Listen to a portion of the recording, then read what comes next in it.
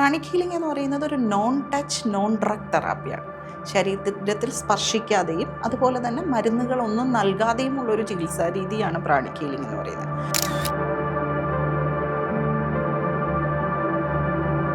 നമ്മുടെ എനർജി ബോഡിയെ നമ്മളുടെ കയ്യിൽ തന്നെ സെൻസ് ചെയ്യാൻ പറ്റുന്ന ഒരു ടെക്നിക്കുണ്ട്. ആക്ച്വലി ഇതൊരു സിദ്ധിയല്ല. ഏതൊരു മനുഷ്യനും 16 വയസ്സ് കഴിഞ്ഞ ഏതൊരു വ്യക്തിക്കും ഒരല്പം ക്ഷമയുണ്ടെങ്കിൽ പഠിച്ചെടുക്കാൻ പറ്റുന്നൊരു മെത്തേഡാണ് പ്രാണിക് ഹീലിംഗ് എന്ന് പറയുന്നത്. ഈ ക്വസ്റ്റ്യൻസ് നേരത്തെ വന്നതാണ്, പക്ഷെ എനിക്ക് അവിടെ എന്ത് ചെയ്യാൻ പറ്റില്ല, അത് കഴിഞ്ഞിട്ട് പറഞ്ഞതാണ്. ഞാൻ പേടി കാരണം ഞാൻ തെറ്റിക്കുമായിരുന്നു. ഒരുപാട് തരം ഹീലിംഗ് മൊഡാലിറ്റികൾ നമ്മൾ സംസാരിച്ചിട്ടുണ്ട്, ഇവിടെ പലരും വന്നിട്ടുണ്ട്. എന്നാൽ ഇന്ന് പ്രാണിക് ഹീലിംഗുമായാണ് വിദ്യ മാം നമ്മുടെ ഫ്ലോറിൽ എത്തിയിട്ടുള്ളത്. അതിൻ്റെ വിശദവിവരങ്ങളിലേക്ക് പോവാം. സ്വാഗതം ചെയ്യുന്നതിന് മുമ്പ് നമ്മുടെ വീഡിയോ കാണുന്ന എല്ലാവരും പുതുതായിട്ട് കാണാൻ പോകുന്നവർ സബ്സ്ക്രൈബ് ചെയ്യണം, പിന്നെ നല്ല കമൻറ്റുകൾ തരണം, കൂടുതൽ ലൈക്കും ഷെയറൊക്കെ ചെയ്യണം. അപ്പോൾ ഇത്തരം കമൻറ്റുകളാണ് നമ്മളുടെ ഒരു നിലനിൽപ്പിനുള്ള ആധാരം. അപ്പോൾ നമുക്ക് മാഡത്തിനെ സ്വാഗതം ചെയ്യാം. ദിവ്യ മാമാണ്. മാഡം സ്വാഗതം. 15 വർഷം അല്ലേ, 10-15 വർഷം കൊണ്ട് ഈ ഒരു ഫീൽഡിൽ നിൽക്കുകയാണ് പ്രാണിക് ഹീലിംഗ്. അപ്പോൾ ആദ്യം നമ്മുടെ പ്രേക്ഷകർക്ക് വേണ്ടി എന്താണ് പ്രാണിക് ഹീലിംഗ്, ഒരു ചെറിയ വിവരണം. പ്രാണിക് ഹീലിംഗ് എന്ന് പറയുന്നത് ഒരു ഊർജ്ജ തലത്തിലുള്ള അല്ലെങ്കിൽ ഊർജ്ജ ചികിത്സാ രീതിയാണ് പ്രാണിക് ഹീലിംഗ് എന്ന് പറയുന്നത്.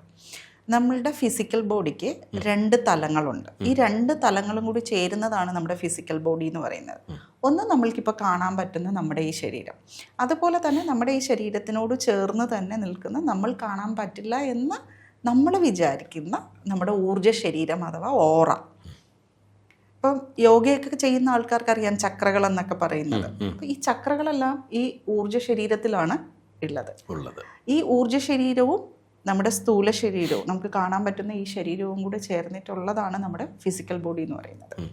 അപ്പം ഈ ഊർജ്ജ ശരീരത്തിൽ നമ്മൾക്ക് എന്ത് സംഭവിക്കുന്നുണ്ടെങ്കിലും അത് നമ്മുടെ ഈ കാണാൻ പറ്റുന്ന നമ്മുടെ ശരീരത്തിലും ബാധിക്കുന്നുണ്ട്. അപ്പോൾ അത് നമ്മുടെ എനർജി ബോഡി അല്ലെങ്കിൽ ഓറയിൽ നിന്ന് തന്നെ അത് മാറ്റുകയാണെങ്കിൽ നമ്മുടെ ഫിസിക്കൽ ബോഡിയിൽ നിന്നും ആ ബുദ്ധിമുട്ട് മാറിപ്പോകുന്നതാണ്. ഇതിൽ ഒരു തരത്തിൽ ഞാൻ ഇതിനിടെ ഈ ഒരു ചിന്തകൾ നമ്മളെ പല രോഗങ്ങളിലേക്കും ചെന്ന് വിടുമെന്ന് പറയാം. ഇല്ലാത്ത രോഗി ആങ്സൈറ്റിയൊക്കെ പല രോഗത്തിലേക്കും വിടുമെന്ന് പറയാം. അത്തരം രോഗങ്ങൾക്കൊക്കെ ഈ പ്രാണിക് ഹീലിംഗ് എത്തരത്തിൽ ഗുണം ചെയ്യും? തീർച്ചയായിട്ടും ഒരാളിൻ്റെ ശാരീരികമായിട്ടും മാനസികമായിട്ടും വൈകാരികമായിട്ടുമുള്ള തലങ്ങളിൽ നമ്മൾക്ക് പ്രാണിക് ഹീലിംഗ് ഉപയോഗിക്കാൻ സാധ്യമാണ്. അതെ, നമ്മൾ സാധാരണ ഈ ഹീലിംഗിലെല്ലാം നമ്മൾ ഒരു വൈദ്യശാലയിൽ പോയി കഴിഞ്ഞാൽ നമ്മളെ കയ്യിൽ നമ്മൾ തടവി നമുക്ക് എന്തെങ്കിലും പ്രശ്നമുണ്ടെങ്കിൽ ഒഴിച്ചിലൊക്കെ ചെയ്തിട്ടാണ് നമ്മൾ ശാരീരിക ബുദ്ധിമുട്ടുകളെല്ലാം മാറ്റുന്നത്. ഈ പ്രാണിക് ഹീലിംഗിന് എങ്ങനെയാണ്? നമ്മൾ ശരീരത്തെ തൊട്ടുകൊണ്ടുള്ള ചികിത്സയാണോ അതോ അല്ലാതെ ഉള്ള ചികിത്സാ രീതിയാണോ? പ്രാണിക് ഹീലിംഗ് എന്ന് പറയുന്നത് ഒരു നോൺ ടച്ച് നോൺ ഡ്രഗ് തെറാപ്പിയാണ്. ശരീരത്തിൽ സ്പർശിക്കാതെയും അതുപോലെ തന്നെ മരുന്നുകളൊന്നും നൽകാതെയും ഉള്ളൊരു ചികിത്സാ രീതിയാണ് പ്രാണിക് ഹീലിംഗ് എന്ന് പറയുന്നത്. ഞാൻ നേരത്തെ പറഞ്ഞതുപോലെ ഇവിടെ ഞങ്ങൾ ടച്ച് ചെയ്യുന്നത് നമുക്ക് കാണാൻ പറ്റുന്ന ശരീരത്തിലല്ല, നമ്മുടെ ഊർജ്ജ ശരീരത്തിലാണ് ടച്ച് ചെയ്യുന്നത്. ഊർജ്ജ ശരീരത്തിൽ ടച്ച് ചെയ്തുകൊണ്ട് ചക്രകളിൽ ടച്ച് ചെയ്തുകൊണ്ട് ചക്രകളിലുള്ള എനർജിയിലുള്ള വ്യത്യാസങ്ങളെ മനസ്സിലാക്കിക്കൊണ്ട് ആ എനർജിക്ക് എന്താണോ മാൽഫങ്ഷനിങ് വന്നിട്ടുള്ളത് അതിനെ കറക്റ്റ് ചെയ്തുകൊണ്ട് ഫിസിക്കൽ ബോഡിയെ കറക്റ്റ് ചെയ്യണം. ഒരു ചക്ര എന്ന് പറയുന്നത് അതിൻ്റെ ശാരീരിക തലത്തിലും മാനസിക തലത്തിലും വൈകാരിക തലത്തിലും ആത്മീയ തലത്തിലും ഒരാളെ നിയന്ത്രിക്കാനുള്ള കഴിവുണ്ട്. ഈ കഴിവുകൾക്ക് ഏറ്റക്കുറച്ചിലുകൾ വരുമ്പോഴത്തേക്കാണ് അയാൾക്ക് അതുമായിട്ട് ബന്ധപ്പെട്ടിട്ടുള്ള ബുദ്ധിമുട്ട് വരുന്നത്. അപ്പം ആ ചക്രയെ ആ മാൽഫങ്ഷൻ ശരിയാക്കി കഴിഞ്ഞു കഴിഞ്ഞാൽ അയാൾ അനുഭവിക്കുന്ന ആ തരത്തിലുള്ള ബുദ്ധിമുട്ടുകൾ മാറുന്നതായിരിക്കും. ഇപ്പോൾ ഒരാൾ മാഡത്തിന് മുമ്പേ വന്നിരിക്കും, ഇപ്പം ഞാൻ തന്നെ വന്നിരിക്കുന്നു. അപ്പം ഞാൻ ഒരു വിഷയമായിട്ട് വന്നിരിക്കുകയാണ്. അപ്പം നമ്മൾ കാഴ്ചയിലൊന്നും അറിയാൻ പറ്റില്ല. അയാൾ ജെന്റിൽമാൻ ആയിരിക്കും, പ്രസന്നവതനായിരിക്കും. നമ്മൾ പറയില്ല അയ്യോ നല്ല കാണാൻ നല്ല ലുക്കൊക്കെ ഉണ്ട്, പക്ഷേ അയാൾ ഉള്ളുകൊണ്ട് വേദനിച്ചിരിക്കുന്ന ഒരാളായിരിക്കാം, പുറമേ കാണിക്കില്ല. പക്ഷേ അയാളുടെ നമ്മൾ പലയിടത്തും പറയാൻ പറ്റാത്ത കാര്യങ്ങളുണ്ടാവുമല്ലോ, നമുക്കൊന്നും ഓപ്പണായി പറയാൻ പറ്റില്ല, പക്ഷേ എല്ലാം ഉള്ളിൽ ഒതുക്കുന്ന ആളാണ്. അപ്പം അങ്ങനെ ഒരാൾ ഫ്രണ്ടിൽ വന്നിരിക്കുമ്പോൾ നമുക്ക് ആദ്യത്തെ ദർശനത്തിനൊന്നും മനസ്സിലാവില്ല. പക്ഷേ മാഡത്തിന് അയാൾ വന്നിരിക്കുമ്പോൾ അയാളുടെ വിഷയങ്ങൾ കാണാൻ പറ്റുമോ?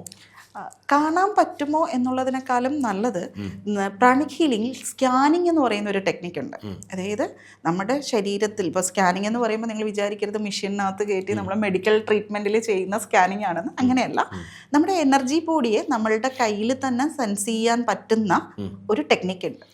അതിനെയാണ് സ്കാനിങ് എന്ന് പറയുന്നത്. ആ സ്കാനിങ് വെച്ചിട്ട് അയാളുടെ ചക്രകളെ നമ്മളുടെ കയ്യിൽ, അതായത് ഏതാണോ ഹീലർ, ആ ഹീലറിൻ്റെ കയ്യിൽ സെൻസ് ചെയ്യാൻ പറ്റും അയാളുടെ എനർജിയെ.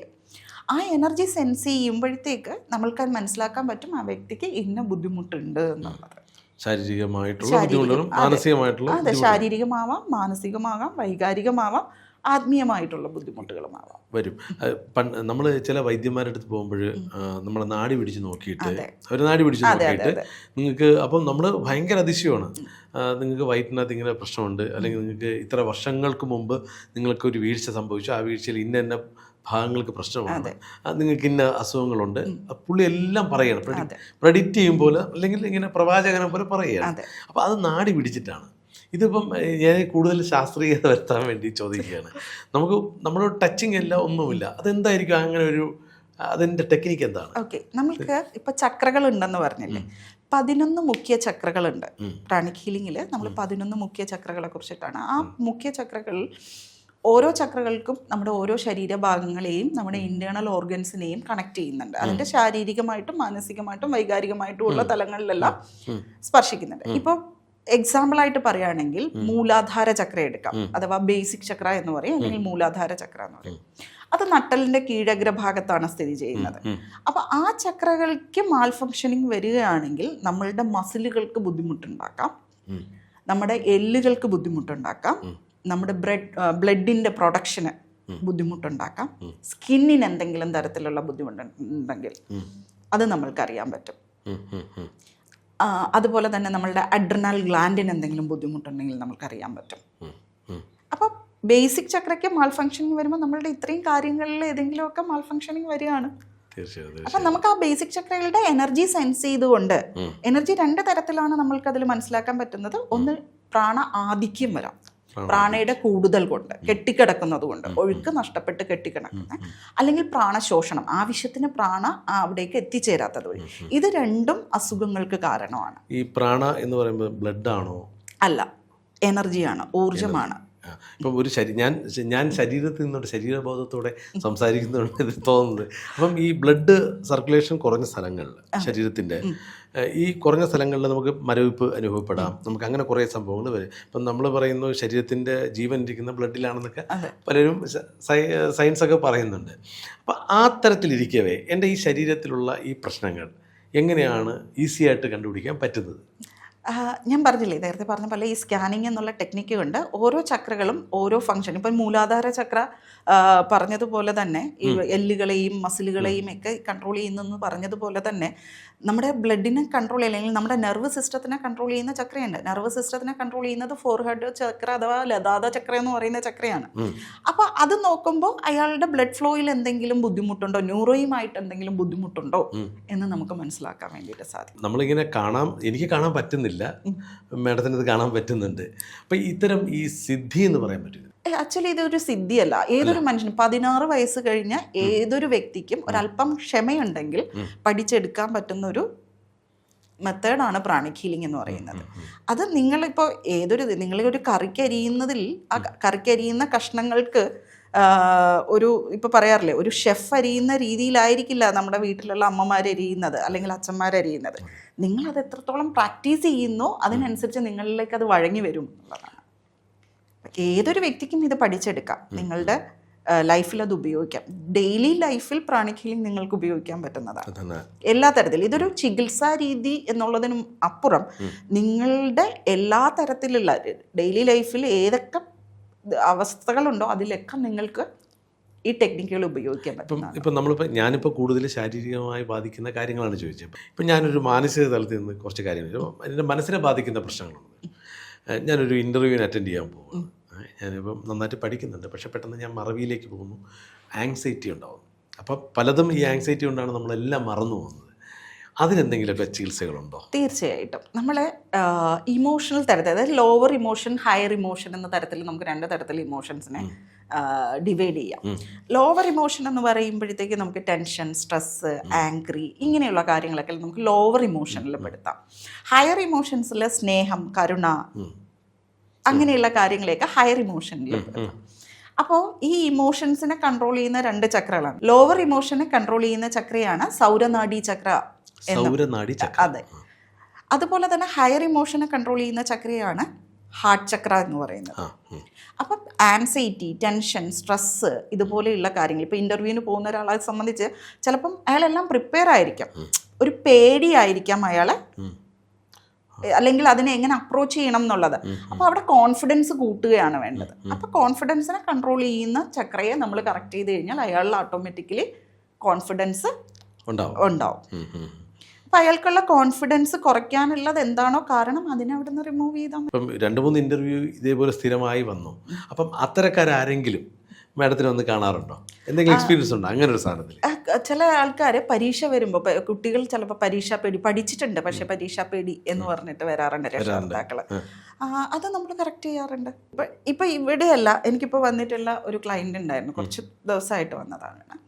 അവർ ദുബായിലാണ്, അവർ വർക്ക് ചെയ്യുന്ന മെഡിക്കൽ ഫീൽഡിലാണ്. അവർക്ക് അടുത്തൊരു പ്രൊമോഷന് ഒരു എക്സാം എഴുതണം. പക്ഷെ ആ എക്സാം ഭയങ്കര കട്ടിയാണ്, അത് കിട്ടാൻ വളരെ ചാൻസ് കുറവാണ്. അത് ഒരു 3 അറ്റംപ്റ്റ് കഴിഞ്ഞു, ഓൾറെഡി 3 അറ്റംപ്റ്റ് കഴിഞ്ഞു, എന്നിട്ട് അത് കിട്ടും. പക്ഷെ അത് കിട്ടിയാൽ മാത്രമേ അദ്ദേഹത്തിന് അടുത്തൊരു പ്രൊമോഷൻ അല്ലെങ്കിൽ അടുത്തൊരു ഹൈക്ക് അദ്ദേഹത്തിന് കിട്ടൂ. അപ്പോൾ ആ കുട്ടി എന്നെ വിളിച്ചു, എൻ്റെ ഒരു ഫ്രണ്ട് നമ്പർ കൊടുത്തിട്ടാണ് ആ കുട്ടി വിളിച്ചത്. കാര്യം പറഞ്ഞു, ആ കുട്ടിയുടെ ബുദ്ധിമുട്ട് എന്താണെന്ന് മനസ്സിലാക്കി, എവിടെയാണ് ആ കുട്ടിക്ക് തകരാറുള്ളത് എന്നുള്ളത് നമ്മൾ സെൻസ് ചെയ്തു, എനർജറ്റിക്കലി തകരാറുള്ളത് സെൻസ് ചെയ്തു. അവിടെ നിന്ന് നമ്മൾ എന്ത് ചെയ്തു എന്ന് വെച്ച് കഴിഞ്ഞാൽ അതിനെ ഒന്ന് കറക്റ്റ് ചെയ്തിട്ട് ആ കുട്ടി പോയി എക്സാം അറ്റൻഡ് ചെയ്തു. അപ്പം ആ കുട്ടി പറഞ്ഞു, ഈ ക്വസ്റ്റ്യൻസ് നേരത്തെ വന്നതാണ്, പക്ഷെ എനിക്ക് അവിടെ എന്ത് ചെയ്യാൻ പറ്റില്ല, അത് കഴിഞ്ഞിട്ട് പറഞ്ഞതാണ്. ഞാൻ പേടി കാരണം ഞാൻ തെറ്റിക്കുമായിരുന്നു, പക്ഷെ ഇപ്പം എനിക്ക് കുറച്ചുകൂടെ കാമായിട്ട് ക്വസ്റ്റ്യൻസിന് അറ്റൻഡ് ചെയ്യാൻ പറ്റി, കൂടുതൽ കോൺഫിഡൻസ് കിട്ടി. അതുകൊണ്ട് ആ കുട്ടി എക്സാം പാസ്സായി. ഇപ്പോഴത്തെ കുട്ടികളുടെ കാര്യം, ഞാനിപ്പം ഒരു കുട്ടിയല്ല, ഇതൊരു മുതിർന്ന ആളാണ്, മെഡിക്കൽ ഫീൽഡിൽ വർക്ക് ചെയ്യുന്നത്. ഞാൻ പെട്ടെന്ന് ഈ പരീക്ഷ പേടി എല്ലാവർക്കും ഒരുപോലെ തന്നെ അല്ലേ? അത് മുതിർന്നവർ കുട്ടികളൊന്നും ഇല്ല.